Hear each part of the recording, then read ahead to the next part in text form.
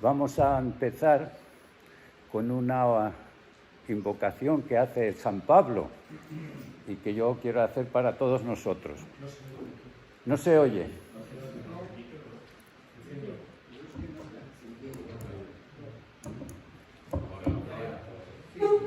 Pues está como antes, ¿eh?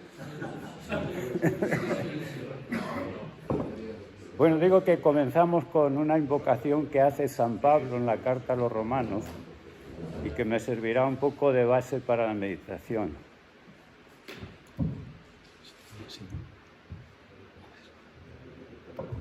No sé.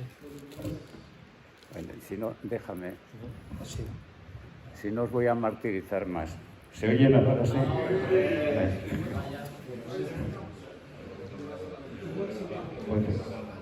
Es más molesto para mí, porque no puedo mover la mano. Bueno, la oración es esta: que el Dios de la esperanza os colme de alegría y de paz, viviendo vuestra fe, para que desbordéis de esperanza por la fuerza del Espíritu Santo. Para que desbordéis de esperanza por la fuerza del Espíritu Santo. Esta súplica del apóstol Pablo es una invitación a adentrarnos con renovada confianza, esperanza y alegría en estos días de retiro. Como recuerdan las parábolas del tesoro y de la perla preciosa, la radicalidad evangélica brota, en última instancia, de la alegría de haber encontrado a Cristo, mejor dicho, de la alegría de haber sido encontrados por Cristo Jesús. El reino de los cielos se parece a un tesoro escondido en el campo. El que lo encuentra lo vuelve a esconder y, lleno de alegría, va a vender todo lo que tiene y compra aquel campo. El reino de los cielos se parece también a un comerciante de perlas finas, que al encontrar una de gran valor se va a vender todo lo que tiene y la compra. No porque no tengan valor las cosas, pero es que pierden con relación a lo que ganas. Los discípulos de Jesús, pues, estamos llamados a ser en el mundo testigos y servidores de la esperanza que no defrauda. Testigos y servidores de la esperanza. Y esto en medio de las pruebas y dificultades de la existencia cotidiana y de la misión. Pablo escribía a la insignificante y atribulada comunidad de Roma: así pues, habiendo sido justificados en virtud de la fe, estamos en paz con Dios, por medio de nuestro Señor Jesucristo, por el cual hemos obtenido, además por la fe, el acceso a esta gracia en la cual nos encontramos. Y nos gloriamos en la esperanza de la gloria de Dios.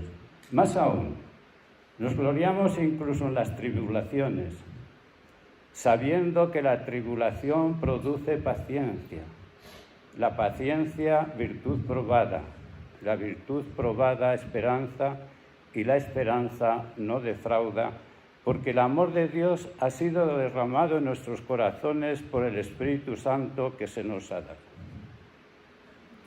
Hoy, como en otros tiempos, se habla de cierto cansancio y desánimo, tanto en la sociedad y, como no podía ser de otra forma, en la Iglesia. Juan Pablo II, en el programa pastoral para el presente milenio, claro que lo hemos olvidado ya, ¿verdad?, afirmó que habían pasado los tiempos de la sociedad cristiana y, por tanto, la necesidad de una nueva evangelización en la que se implicara la totalidad del pueblo de Dios. pero en el inconsciente colectivo de muchos miembros de la Iglesia permanece la añoranza de los tiempos pasados, en muchos. Creo que es importante releer ese texto de Juan Pablo II. Para el programa pastoral del milenio, porque a veces nos cargamos con la anécdota del momento presente y no pensamos en un programa de largo alcance. Decía así: alimentarnos de la palabra para ser servidores de la palabra en el compromiso de la evangelización es indudablemente una prioridad para la Iglesia al comienzo del nuevo milenio. Ha pasado ya, incluso en los países de antigua evangelización, la situación de una sociedad cristiana, la cual, aun con las múltiples debilidades humanas, se basaba explícitamente en los valores evangélicos. Hoy se ha de afrontar con valentía una situación que cada vez es más variada y comprometida en el contexto de la globalización y de la nueva y cambiante situación de pueblos y culturas que la caracteriza. He repetido muchas veces en estos años la llamada a la nueva evangelización.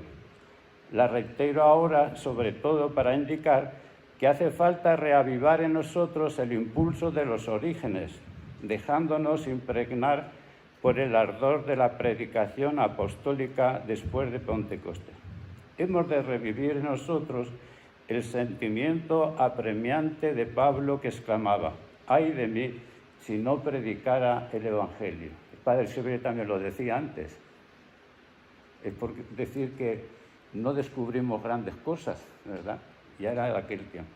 Esta pasión por la nueva evangelización suscitará en la Iglesia una nueva acción misionera que no podrá ser delegada a unos pocos especialistas, sino que acabará por implicar la responsabilidad de todos los miembros del pueblo de Dios.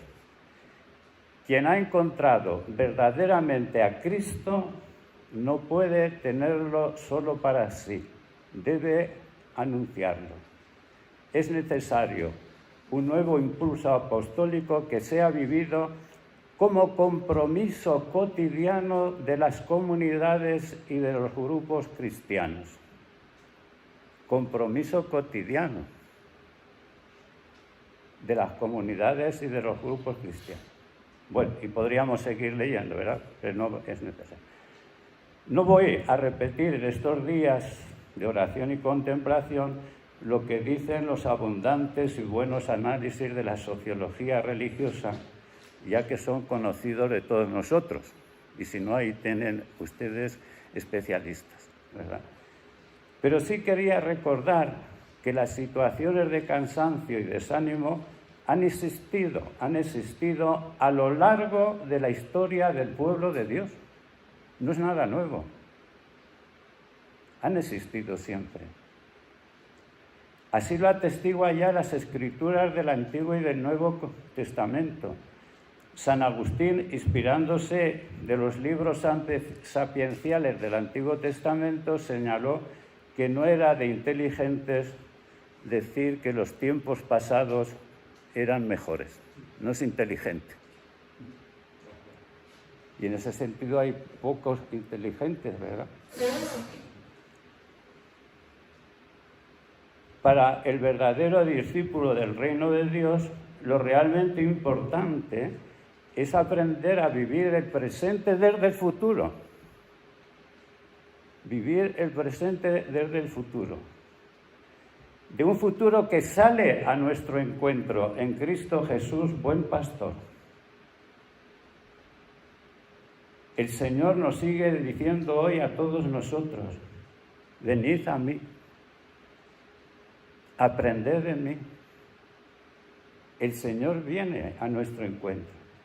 El autor de la carta a los Hebreos exhortaba con vehemencia a sus oyentes y lectores a mantenerse firmes en la esperanza profesada. No solo en la fe, también en la esperanza.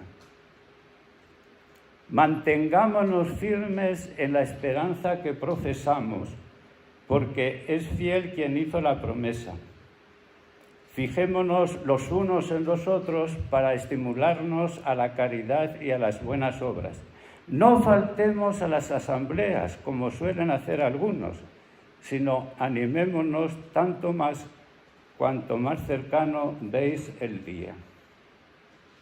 Es el Señor que se está acercando, que está viniendo. No somos nosotros los que vamos, es el Señor quien viene a nuestro encuentro. Jesús es la palabra que el Padre nos sigue enviando.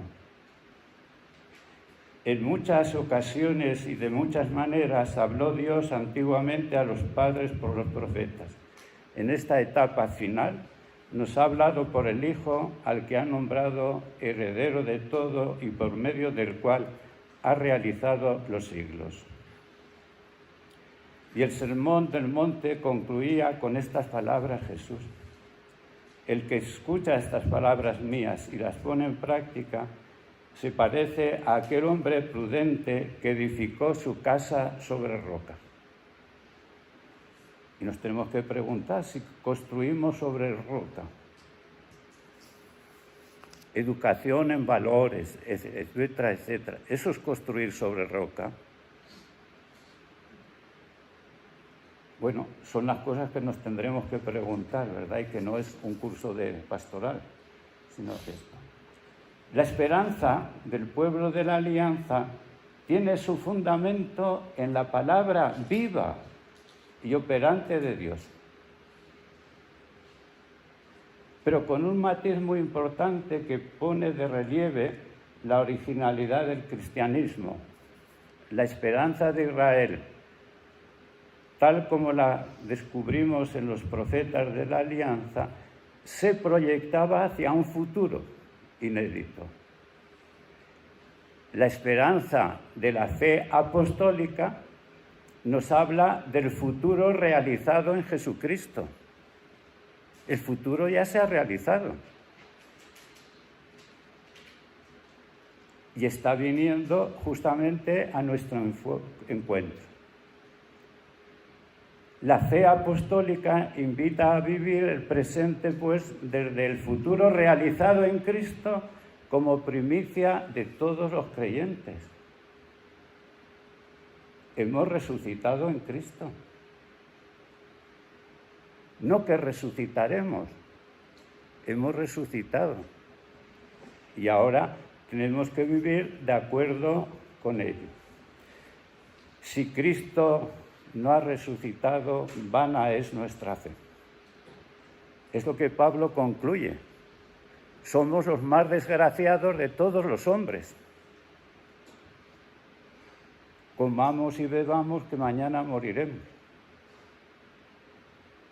Nos tenemos que decir entonces, dónde fundamentamos realmente nuestra esperanza. Yo escribía esto hace unos días ya, ¿verdad? Y después ha aparecido una carta del Papa Francisco para el jubileo del año 25 y nos recuerda que somos peregrinos de la esperanza. Ese será el tema para esto, peregrinos de la esperanza. Caminamos al encuentro de una esperanza que está viniendo a nosotros ya y que se nos ha dado. El capítulo 15 de la primera carta a los Corintios pues nos lo recordará todo esto, ¿verdad?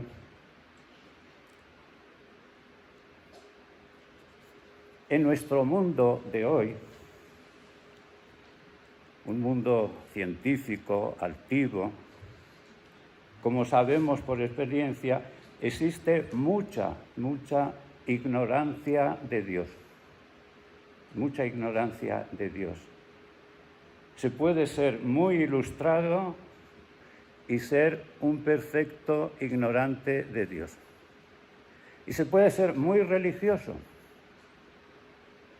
y un ignorante perfecto de Dios. no le sucedía eso a Saulo,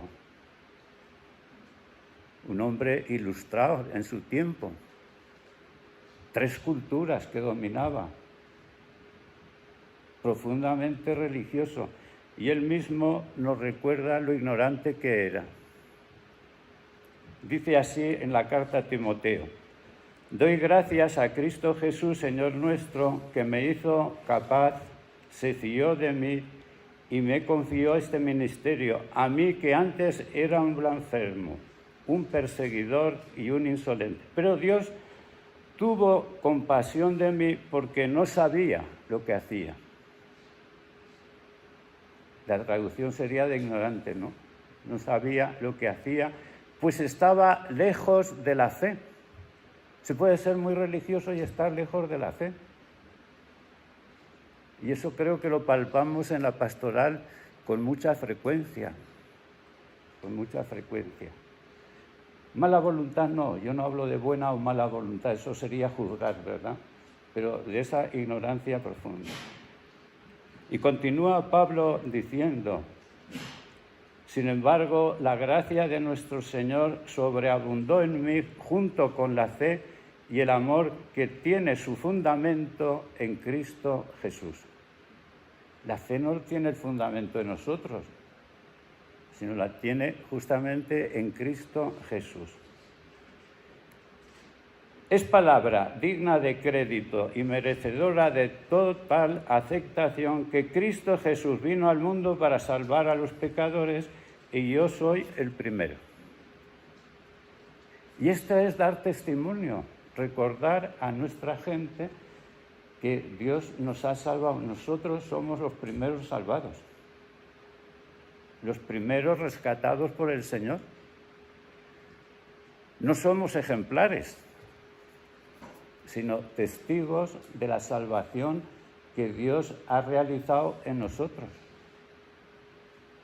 Porque fíjense ustedes, a veces los ejemplares centran todo en ellos.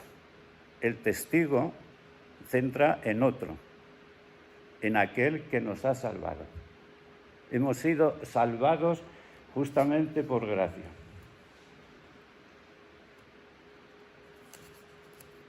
Entonces, esto era la introducción para decir cómo es Dios el que es el Dios de la esperanza. Primer punto para la meditación. La palabra viva de Dios, fuente de esperanza. La palabra viva de Dios, yo no digo un libro, sino la palabra viva, viva de Dios.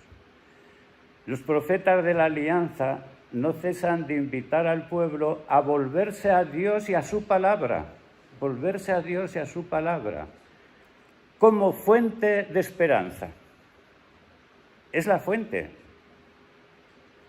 Nada que ver con los falsos profetas, ya sean ingenuos o de calamidades, porque hay profetas ingenuos y de calamidades, que hablan por su cuenta, atribuyendo sus palabras a Dios sin que hable en ellos el Espíritu del Señor.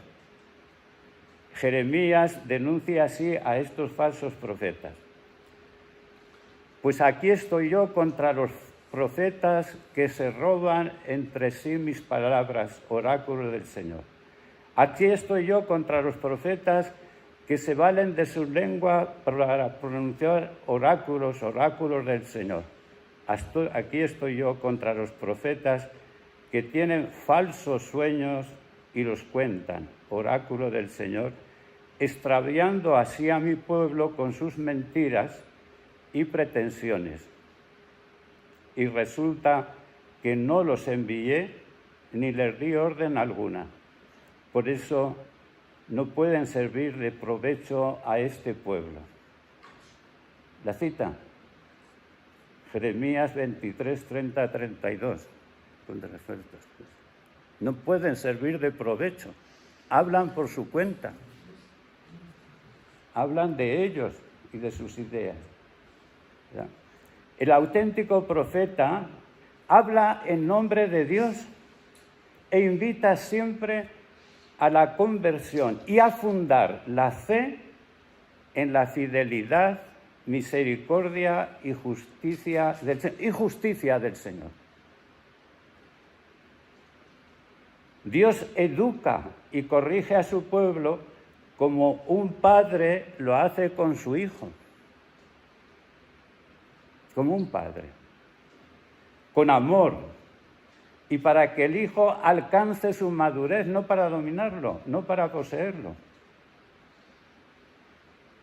Esto es, para que viva de acuerdo con su verdadera vocación. Servimos a nuestro pueblo así. Y por eso el profeta nos recuerda, él hiere y cura, pero sin forzar la libertad del hombre, creado a su imagen y semejanza. En la visión de los cestos de higos buenos y malos, el profeta Jeremías muestra cómo el Señor quiere, en definitiva, la conversión de unos y otros. Pero no faltará quien se aferre a vivir de espaldas a la voluntad de Dios. Y no le podemos forzar. No podemos esto, ¿no? Entonces el Señor habló así. Esto dice el Señor Dios de Israel, como ocurre con estos higos buenos, que da gusto verlos, voy a mirar con agrado a los desterrados de Judá que expulsé de este lugar a la tierra de los caldeos. Los miraré con benevolencia y los haré volver a este país. Los reconstruiré y no los destruiré. Los replantaré y no los arrancaré. Les daré un corazón capaz de conocerme. Les daré un corazón capaz de conocerme. Es obra de Dios. Sabrán que yo soy el Señor. Ellos serán mi pueblo y yo seré su Dios cuando vuelvan a mí de todo corazón. Dios sabe esperar. Cuando vuelvan a mí de todo corazón, no de cualquier manera.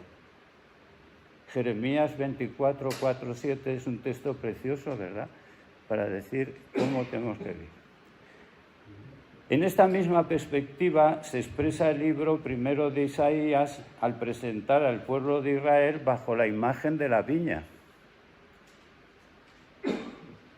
Bueno, las citas no las doy porque sería muy pesado. Israel es la vid, la viña arrancada de Egipto y trasplantada por el Señor.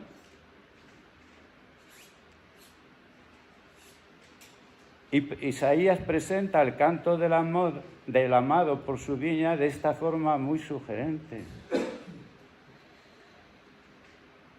No responde a lo que quiere Dios y nos dice: convertiré la viña en un erial, no la podarán, ni la escardarán.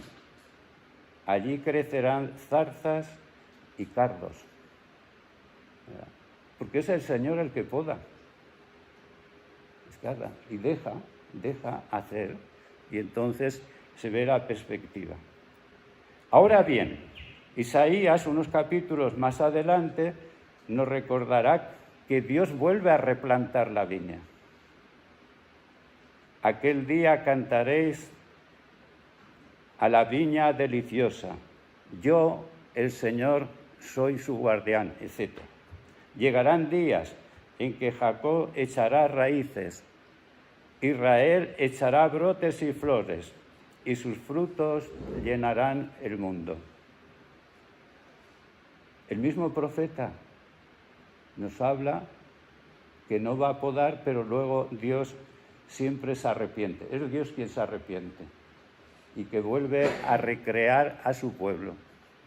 Y se vuelve a recrear su pueblo.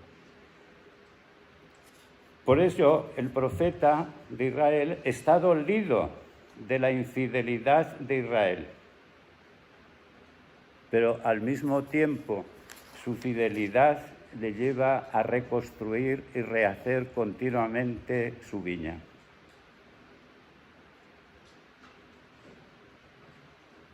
El dramático libro de Job nos brinda esta afirmación genial. Dichoso el mortal a quien Dios corrige. Dichoso el mortal a quien Dios corrige. No rechaces la lección del Todopoderoso, porque hiere y pone la venda, golpea y cura con su mano. Es Dios, es Dios. En esta perspectiva, entonces, la afirmación de Pablo en la carta a los romanos la comprenderemos mejor. Nosotros, los fuertes, debemos sobrellevar las flaquezas de los endebles y no satisfacer nuestra propiedad. Que cada uno de nosotros busque agradar al prójimo en lo bueno y para edificación suya. Tampoco Cristo buscó su propio agrado, sino como está escrito, los ultrajes de los que te ultrajaban cayeron sobre mí. Pues todo lo que se escribió en el pasado, hermanos, se escribió para enseñanza nuestra, a fin de que a través de nuestra paciencia y del consuelo que dan las Escrituras, mantengamos la esperanza. Las Escrituras están escritas para que mantengamos la esperanza. Nuestro estudio de Evangelio, ¿verdad?, es para mantener nuestra esperanza. No para atosigarnos, no, es para mantener la esperanza. Que el Dios de la paciencia y del consuelo os conceda tener entre vosotros los mismos sentimientos según Cristo Jesús. De este modo, unánimes a una voz, glorificaréis al Dios y Padre de nuestro Señor Jesucristo. Por eso, acogeos mutuamente, como Cristo nos acogió para gloria de Dios. Es decir, Cristo se hizo servidor de la circuncisión en atención a la fidelidad de Dios, para llevar a cumplimiento las promesas hechas a los patriarcas y en cuanto a los gentiles, para que glorifican a Dios por su misericordia, como está escrito. Por eso te alabaré entre los gentiles y cantaré tu nombre. La esperanza profética y apostólica, pues, se basan en la fidelidad de Dios. Se basan, hermanos, en la justicia de Dios. Porque Dios nos ha prometido la salvación. No sería justo si no lo llevara adelante. Y esa justicia de Dios se ha revelado sobre todo en el envío de su Hijo. Por eso Cristo es nuestra justicia, nuestra salvación. Él es la palabra viva. Y entonces el profeta nos reenvía a nuestra misión en medio del pueblo. Consolad a mi pueblo, dice vuestro Dios. Hablad al corazón de Jerusalén. Gritadle que se ha cumplido su servicio y está pagado su crimen. Pues de la mano del Señor ha recibido doble paga por sus pecados. Una voz grita en el desierto, etc. Lo que conocemos todos los que estamos aquí. De las palabras proféticas se hace eco la afirmación de Jesús. El cielo y la tierra pasarán, pero mis palabras no pasarán. En cuanto al día y a la hora, nadie la conoce, ni los ángeles de los cielos, ni el Hijo, sino solo el Padre. Nosotros querríamos palpar las realidades, ¿no? Pues ni el Hijo conoce.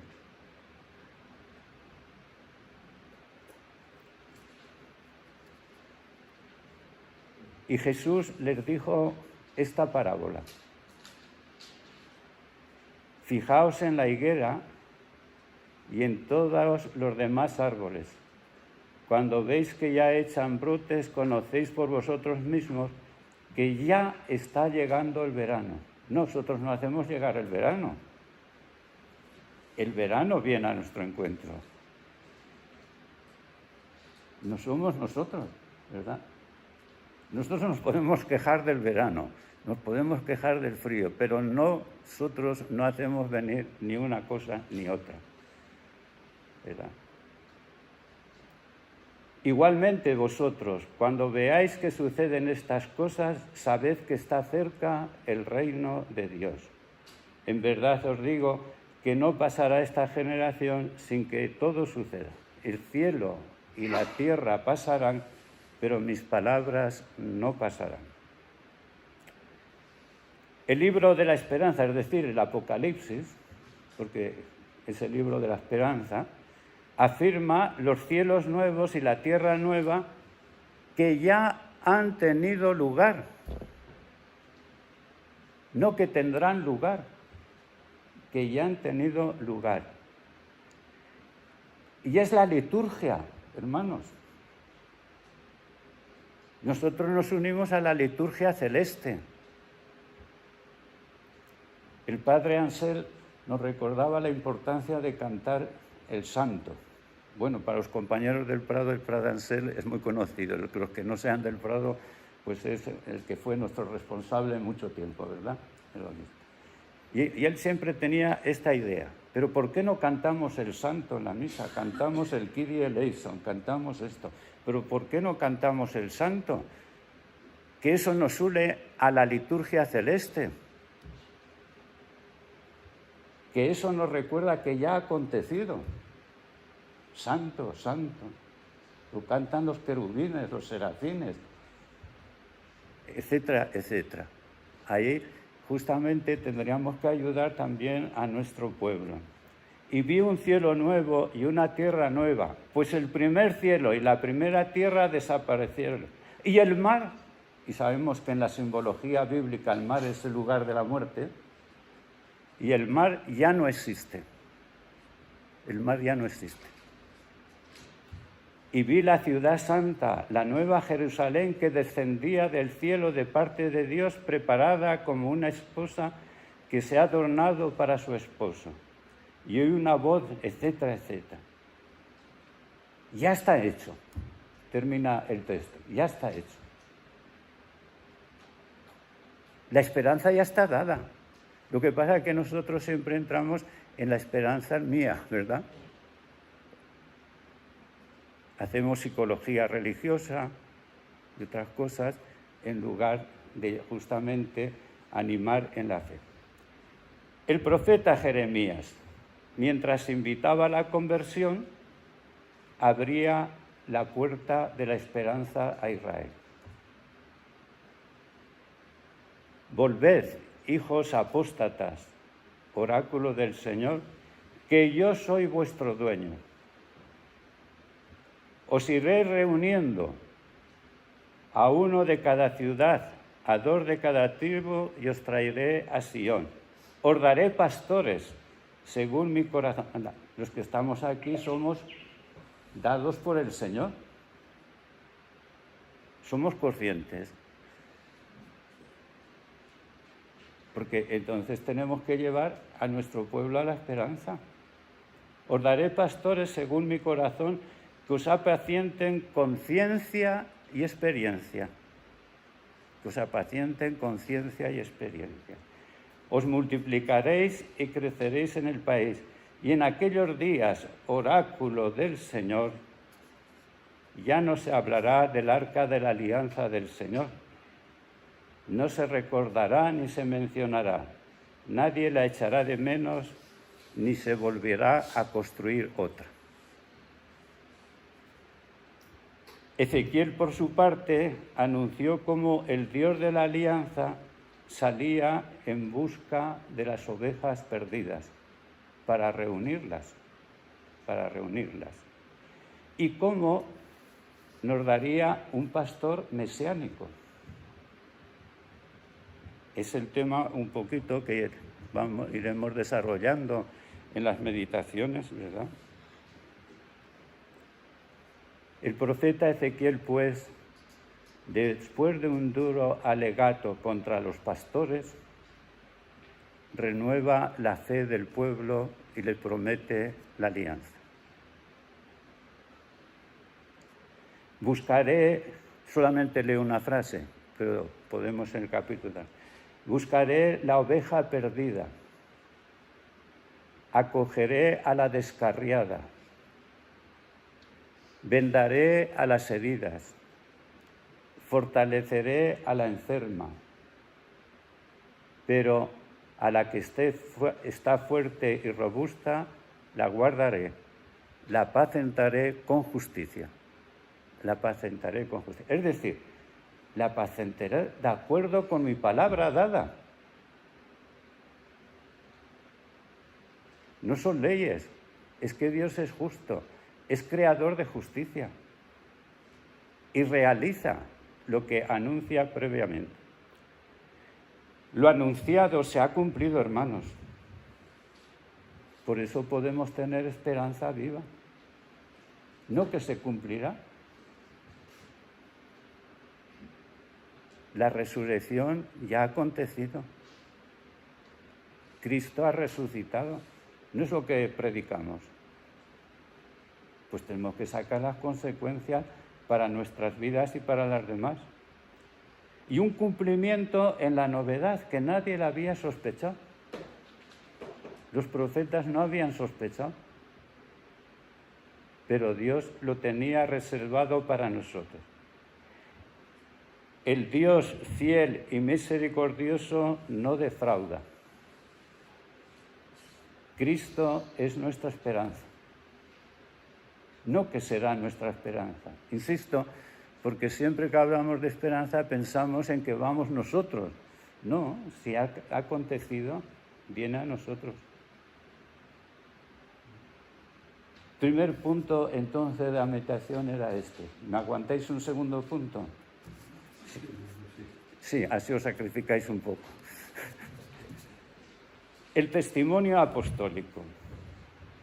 El testimonio apostólico supone un paso muy importante que tenemos dificultad de realizarlo siempre. Y los cristianos tienen especial dificultad y yo creo que es que no les hemos ayudado suficientemente. Es el paso de la economía de la ley a la economía de la gracia. Es el paso de apoyarnos en las obras a apoyarnos en la fidelidad de Dios y por lo tanto en iniciativa. Hemos sido salvados en esperanza, pero ya hemos sido salvados en esperanza.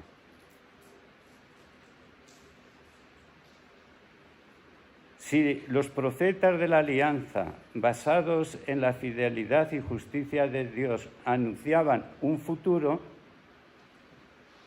los apóstoles anuncian una realización. Y creo que esto justamente es importante en la predicación, en la liturgia. Ya ha acontecido. Celebramos nuestra salvación anticipadamente, ¿no? Eso es lo que dice la Constitución sobre la liturgia. Anticipadamente estamos celebrando ya nuestra salvación. Os invitaría entonces a meditar el capítulo 8 de la carta a los romanos. Yo no lo voy a hacer ahora porque no es el momento, pero a lo mejor esta tarde pues lo podéis leer, meditar y así hacéis vuestra propia meditación. Y una vez que nos ha hablado de la esperanza en la carta, nos ayuda a descubrir el himno de la esperanza y a cantar nuestra esperanza. Después de esto, ¿qué diremos? Si Dios está por nosotros, ¿quién contra nosotros? el que no se reservó a su propio Hijo, sino que lo entregó por todos nosotros, ¿cómo no nos dará todo con él? ¿Quién acusará a los elegidos de Dios? Dios es el que justifica.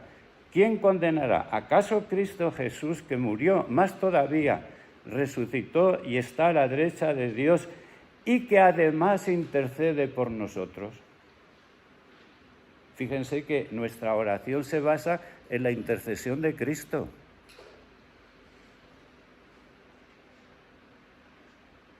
Cristo sigue intercediendo por nosotros. Yo recuerdo eso que lo aprendí en comillas, con el padre Nieto famoso, ¿verdad? Que un día pues andaba yo esas cosas de los jóvenes que sigo o no sigo, sigo o no sigo. Y me fui a despedir del padre Nieto y le dije, padre, rece por mí. Y me dijo, carísimo, Cristo ora por ti. Comprendí la lección para siempre.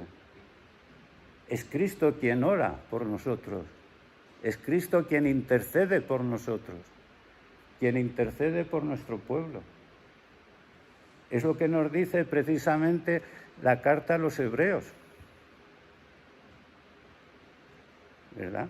Ese capítulo 7, versículo 25, que nos dice que Cristo sigue intercediendo por nosotros, porque no es un muerto, es el viviente que sigue intercediendo por nosotros, que sigue orando.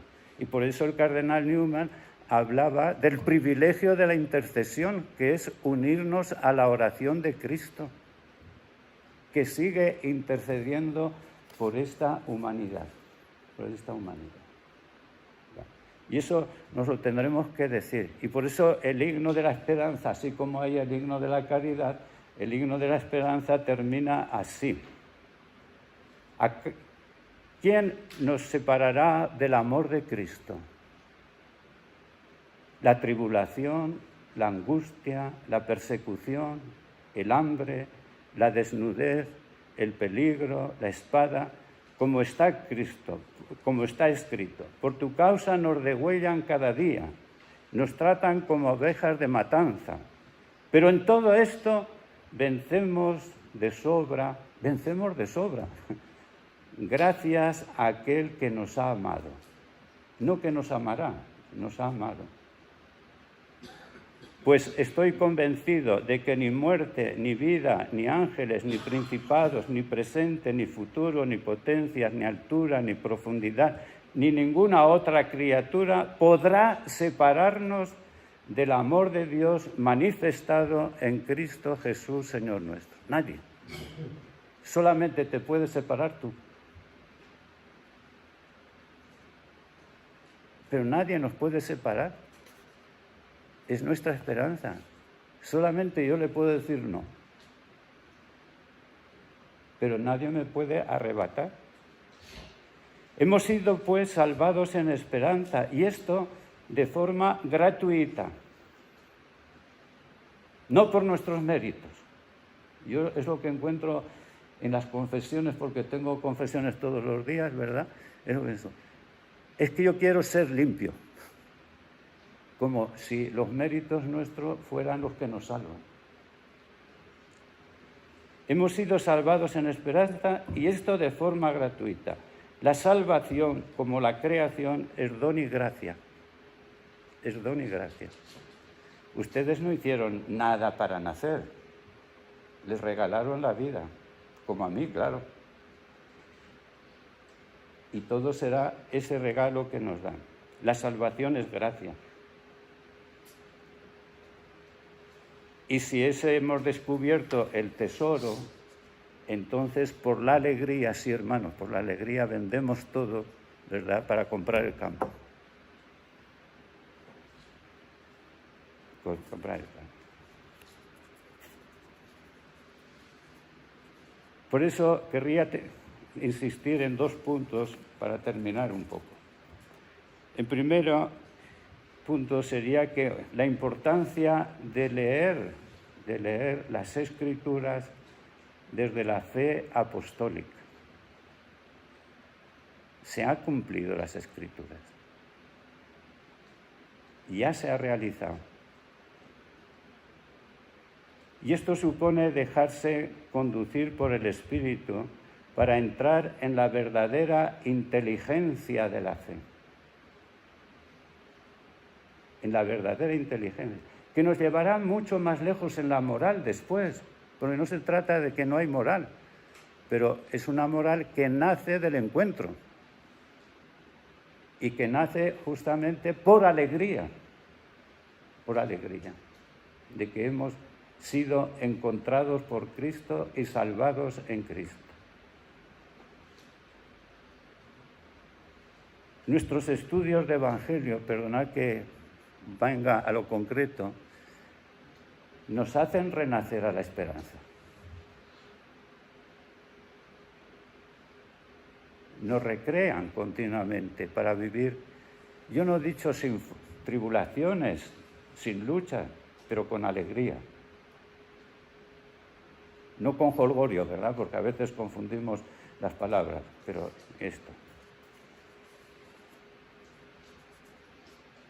Y segundo, la segunda conclusión. Tendremos que estudiar las Escrituras en el espíritu que fueron escritas. Y les recuerdo entonces lo que nos recordó Verbum Domini. Dei Verbum, en el número 12 y 13, ¿verdad? Que dice así: y como la Sagrada Escritura hay que leerla e interpretarla con el mismo espíritu con que se escribió para sacar el sentido exacto de los textos sagrados, hay que atender no menos diligentemente al contenido y a la unidad de toda la Sagrada Escritura, teniendo en cuenta la tradición viva de toda la Iglesia y la analogía de la fe. Es decir, leer la Escritura e interpretarla con el mismo espíritu. Pues no puede haber contradicción, porque ¿quién es el garante de la tradición de la Iglesia? ¿El Papa? No. ¿Los obispos? No. El garante de la tradición es el Espíritu Santo. Y eso es lo que decimos en el credo, de una forma así. El Espíritu habló por los profetas, ¿no? El Espíritu habló en Cristo, el Espíritu habla en los apóstoles. Y el Espíritu es el que sigue hablando a través nuestro, si le dejamos, claro. Pero Él es el verdadero garante. Y por lo tanto, es una tradición siempre abierta a la novedad. No es la repetición lo que hace la tradición. Porque la verdad que viene de Dios nos abre a la novedad sin ocaso. Sin contradicción, claro. Pero nos abre a una novedad. No a las novedades culturales, yo no he dicho eso. No me hagan decir lo que no he dicho, ¿verdad? Sino a la novedad con mayúscula, como nos abre a la verdad con mayúscula. No a las opiniones. No a las opiniones.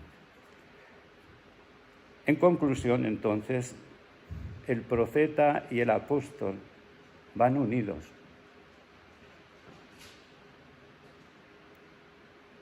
Por ser personas de fe y esperanza.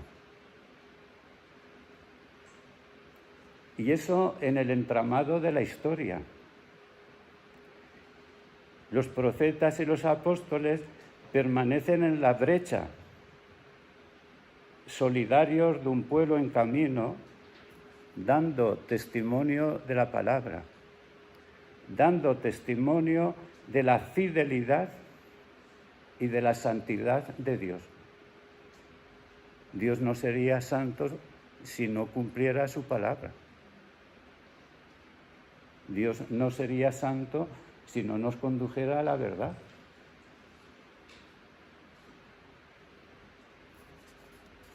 Por eso creo que podemos pedirle al Señor que nos ayude a comprender mejor nuestra vocación y nuestra misión, para vivirla desde la fragilidad para vivirla desde la humildad,